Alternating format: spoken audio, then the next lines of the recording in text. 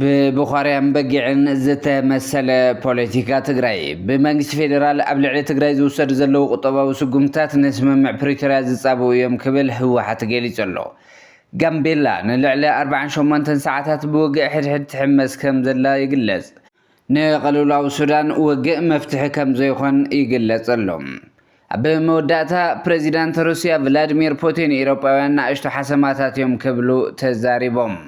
سلام أبو كل رنعت على متركبو تختاتل تمدبنا زيناتات زعلت برست زينا فلمنا حزر ما نابزر زرام كنسقركم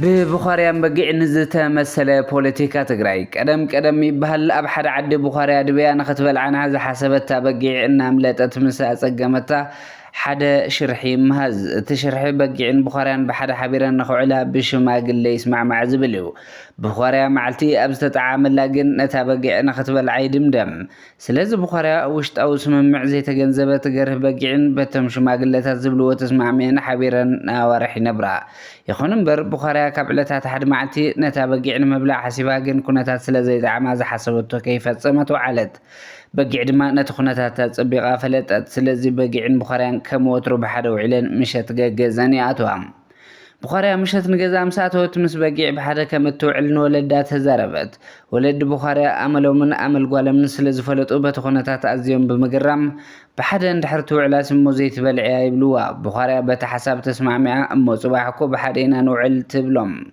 أمو صباح بلعيا يبلوا أقاطامي خوينو بتعلت بقيعون بتمساسل إنه ولدا مس بخاريا كو بحدا إنا نوعل تبلوم واي كما يتراخيبكن تبلعتك خيبلوا مصباحكو بحدا إنا نوعل تبلوم بلد حر حزم ساكيتو علي كي تبلعك يبلوا الشيلا كاب مربعت وص دحر بخاريا ختبلع بنكو بقيع الى عويلا بمصواع نعنا حبيرنا نوفر تبلا بقيع تقبلا بلا أبجزاهم مستمخرة أبجزانا وني مكريو إلى تايبهل بزخنا أبز حزوان حزب تግራይ أقاطمو زلو حسم أوان كم زبليهم صلاة حزب تግራይ أبلع لتግራይን ህዝባን كل مدى عزوان كبان بمكيار زفتصمو زلو تاريخي قرز يبلو تكبارن سنتتا أيكونن تقارن حزب عالمون قلت كاب زخنا عامتا تغطير الله سلا زخنا أب تግራይ نستفتصم ጨፍጫፍ فتحي ركب بسانكو كوينات تسددو زتمزابل تقارن نمربتهم بزيو على الحدر يملسو أمونغو تግራይን መንግስቲ ብልጽግናን ፖለቲካው ልዝብ ሕዚ ይጀመር ዝብሉን ካልኦት ሓሳባትን መግለጽታትን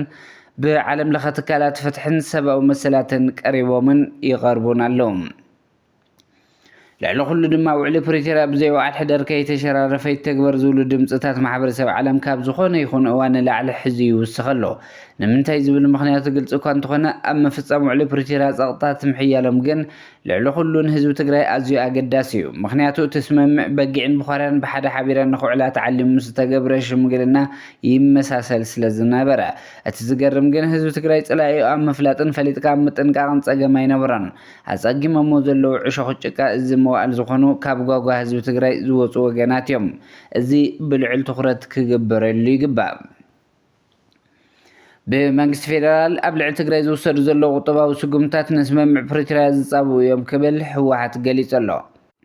መንግስት ፌደራል ኣብ ልዕሊ ትግራይ ዝወስዶም ዘለዉ ቁጠባዊ ስጉምታት ንኣተገባብራ ስምምዕ ፕሪቶሪያ ዝጸልዩ እዩ ክብል ዝገለጸ ውድብ ህወሓት ማሕበረሰብ ዓለም ነዚ ብቕልጡፍ ኣቓልቡ ክቦን ምስ ኩሎም ዝምልከቶም ወገናት ክዋሳእን ፀዊዕሎም።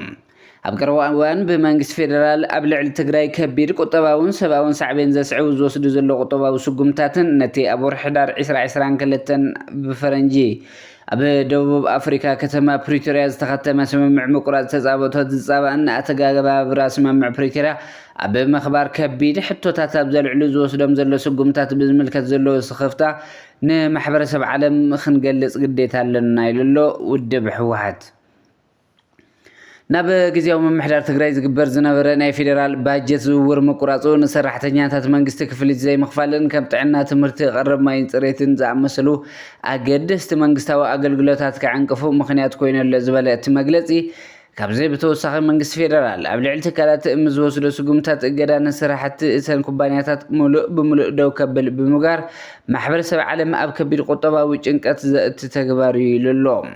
መንግስት ኢትዮጵያ ንትግራይ ዝኣቱ ዝነበረ ቀረብ ነዳዲ ብከቢድ ምግትኡ ንህዝባውን ናይ ጽዕነት መጓዓዝያ ቁጠባዊ ንጥፈታት ማሕበራዊ ኣገልግሎት ሓዊሱ ህጹጽ ኣገልግሎት ኣምቡላንስ ንደቂ ኣንስትዮ ህጻናት ካብ ዘተዓናቐፍ ዳርጋ 10 ኣዋርሕ ኣቁፂሩ ኣሎ ዝበለ መግለፂ ህወሓት እዚ ምዕባለታት እዚ ነቲ ዛጊድ ዘይሓወየ ዘሎ ስብና ቁጠባዊ ኩነታት ትግራይ ዝያዳ ዘጋድዶና ናብ ምሕዋይ ዝግበር ፃዕርታት ዘተዓናቐፍን ዘዳኽምን ክብል ገሊጹ ኣሎ። ብምዃኑ ድማ ማሕበረሰብ ዓለም ነዚ ጉዳይ ብቕልጡፍ ኣቓልቦ ክቦን ምስ ኩሎም ዝምልከቶም ኣካላት ውዕሊ ፕሪቶርያ ሙሉእ ብምሉእ ንኽትግበር ፃዕርታት ከሕይልን ክድግፍን ንላቦ ክብል ውድብ ህወሓት ኣብ መግለፂኡ ፀዊዕሎም። ጋምቤላ ንልዕሊ 48 ሰዓታት ብውግእ ሕድሕድ ትሕመስ ከም ዘላ ተገሊጹ ኣሎ። ክሳብ ኣፍንጮም ዝተዓጠቑ ዕጡቓት ክልተ ዓሌት ካብ ደቡብ ሱዳን ዘራያት ሓዊሶም ንሕድሕዶም ይናቆቱ ከም ዘለው እዩ። ኩሉ ኣብያተ ዕዮ መንግስቲ ይኹን ናይ ግሊ ትካላት ተዓፅዩ ኣሎ። ኣብ ንብረትን ህይወትን ዜጋታት ከቢድ ጉድኣት ይወርድ ከም ዘሎ እዩ። ህዝቢ ብፍርሒ መረበቱ ገዲፉ ይፈናቐል ከም ዘሎ እዩ ተገሊጹ ዘሎ። ሚድያታት ኢትዮጵያ ብዛዕባ እዚ ጉዳይ ብጮቕ ክብላ ኣይተሰምዓን ሰቕታ መሪፀን ኣለዋ። መንግስቲ ፌደራል ብዛዕባ እዚ ጉዳይ ክሳብ ሕዚ እዛ ሰዓት ምንም ዝበሎ ነገር የለን። ክልላዊ መንግስቲ ጋምቤላ ካብ ስሩዕ ናይ ፀጥታ ሓይሊ ወፃእ ዝኾነ ይኹን ሰብ ዕጥቂ ሒዙ ዝተረኸበ ስጉምቲ ክውሰደሉ ምዃኑ መግለፂ ኣውፅኡ ኣሎ። መን እሞ ስማዒ ኩሉ ብረት ዝተዓጠቐ ንሕድሕዱ ክተሃላለቕ ይሃምም ኣሎ። ፕረዚዳንት ክልል ጋምቤላ ብንምዓት ተዓጂበን ናብ ፌደራል ተማሕፂነን ሓይሊ መከላኸሊ ኢትዮጵያ ንኽኣቱ ይፅዋዕ ኣለዋ። ብኣማይ ዝቁፅር ንሞት ዘቃልዕ ዓማፂ ጉጅለ ደቡብ ሱዳን ኣብቲ ጎንፂ ይሳተፍ ከም ዘሎ ንኣኝዋክ ብሄር የጥቅዑ ከም ዘለውን ልዕሊ ዓቕሚ ትኽልል ከም ዝኾነ ንፌደራል መንግስቲ ጥርዓናት ቀሪቦም ዕልባት ከም ዘይረኸቡን ይሕበር ኣሎም። ንቅልውላው ሱዳን ውግእ መፍትሒ ክኾን ከም ዘይኽእል ተሓቢሩ ኣሎ። ኢዳታውነት ሓይልታት ወፃኢ ኣብ ዝረኣየሉ ዘሎ ሕድሕድ ኩናት ሱዳን ሰላም ብቐሊሉ ክመጽእ እዩ ኢልካ ኣይሕሰብን ይብል ጸብጻብ ዲሞክራሲ ነው። ተዋጋእቲ ሓይልታት ንምድርዳር ዝተገብረ ጻዕራ ይተዓወተን ይካየድ ኣብ ዘሎ ኩናት ድማ ግፍዕታት ይፍጸሙ ምህላውን ብምስልታት ሳተላይትን ግዳያትን ተረጋጊጹ እዩ ዝበለ እቲ ጸብጻብ ኩናት ብዝፈጥሮ ቅልውላው ህዝቢ ሱዳን ይሳቐ ምህላው ሓቢሩ ኣሎ። ኣብ መፈልፈሊ ሓይሊ ኤሌክትሪክ ብዝተፈጸመ ደብዳብ ድሮን ካርቱም ሓዊሱ ብዙሓት ከተማታት ሱዳን ጸልማት ዓሲልዎን ከም ዘሎ ጸብጻባት ይሕብሩ። ኣብ መንጎ ብጀነራል አልቡርሃን ዝምራሕ ሰራዊት መንግስቲ ብዳጋሎ ዝምራሕ ወሃቢ ጽጹ ደገፈን ሚያዝያ 2023 ብኣቆጻጽራ ኤውሮጳ ዝተወልዐ ኩናት ሕድሕድ ሱዳን ምኽንያት ሞት ልዕሊ 150,000 ሰባት ኮይኑ ብዙሓት ኣመዛቢሉን ኣሰዲድን ሕዝውን ይቐጽል ኣሎም። ኣብ መወዳእታ ዜናና ፕሬዚደንት ሩስያ ቭላድሚር ፑቲን ኤውሮጳውያን ንኣሽቱ ሓሰማታት እዮም ክብል ተዛሪቡ። ኤውሮጳውያን ዩክሬን ብምሕጋዝ እቲ ኩናት ከይውዳእን ብምጽዓር ውድቀት ሩስያ ክርእዩ ይምነዩ ከም ዘለው ፑቲን ገሊጹ ኣሎ። ኤውሮጳውያን ንሩስያ ብመድኻም ኣብ ታሪክ ዘጋጠሞም ኩሉ ክሳራታት ንምክሓስ ይጽዕሩ ኣለዉ። እዚ ግን ኣይሰርሕን ክብል ፑቲን ወሲኹ ገሊጹ ኣሎ። ፑቲን ወታደራቱ ብምንኣድ ኣብዚ ሕዚ እዋን ኣብ ዓለም ከም ናይ ሩስያ ዝኣመሰለ ወታደራዊ ሓይሊ ከም ዘየለ ብምግላጽ ዝያዳ ዓቕሚ ዘለዎ ዝያዳ ኣባይታ ተመክሮ ዘለዎ ሓይሊ ምዃኑ ገሊጹ ኣሎ። ፑቲን ምስ ሚኒስትራት ምክልኻሉ ኣብ ዘካየዱ ዓመታዊ ርክብ ኣብ ልዕሊ ኤውሮጳ ተሪር ነቐፌታ ኣቕሪቡ ኣሎ። ፕረዚዳንት ኣሜሪካ ነበር ጆ ባይደን እውን ንዩክሬን ብዝሃቦ ስዲ ደገፍ ተሓታቲ ምዃኑ ሓቢሩ ኣሎ። ፑቲን ንሚኒስትራት ምክልኻሉ ዝሃቦ መምርህን መግለፅን ኣንጻሩ ዝተሰለፉ ሓይልታት ሓያል መልእኽቲ ከመሓላልፉ ተኽእሎ ከም ዘሎ ተንተንቲ ይገልጹ። እምበርከስ ክቡራት ተኸታተልቲ መደብና ዜናታት እዚ ዕለት ኣብዚ ከም ቤትና ሰሰናይ ንዓኹም። ሰላም ንዓኸ ትግራይ።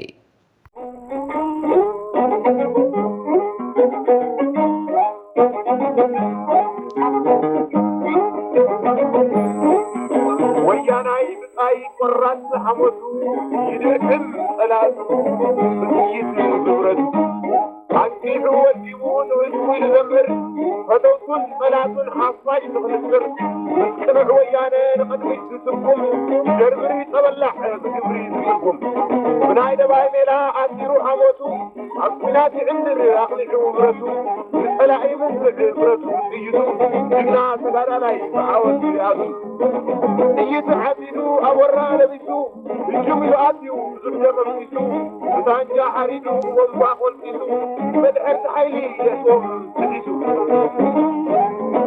ኣብ ዝበሪር ኩናት ጸበባ ኺኢሉ ኣካሉ ጐዲሉ ደሙ ሟሕሟሕ ኢሉ ጥይት መድሓርቲ ንኹንዕ መስከሉ ንመስዋዕቲ ድሉ ክተሓፋይ ኢሉ ወያናይ ጣይ